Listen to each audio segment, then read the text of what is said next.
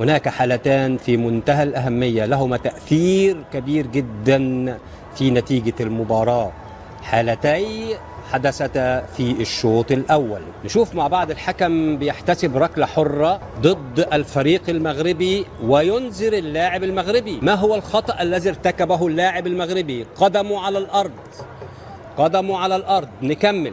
قدمه على الأرض. من الذي ذهب إليه؟ المدافع. المدافع هو الذي ذهب إليه، المدافع هو الذي ارتكب المخالفة. إذن هذه مخالف على مدافع داخل منطقة جزاءه، لم تحتسب ركلة جزاء بهذا الوضوح، لم تحتسب ركلة جزاء، ولكن احتسبت مخالفة على مع بعض المسك من أكتر من مكان. لكن هنركز على اللاعب اللي قدامنا دلوقتي. هما الاثنين في نفس الحيز، ومن طرف واحد، بمعنى انه مفيش لاعب مغربي بيمسك فانيلا. الفانيلا ممسوكه من المدافعين، مدافعي المنتخب الفرنسي. نشوف مع بعض اللاعب رقم 15 من المغرب ممسوك بهذا الشكل، واستمر المسك. خلينا نكمل بقى اللقطه. استمر المسك واستمر تكتيف اللاعب حتى سقط على الارض.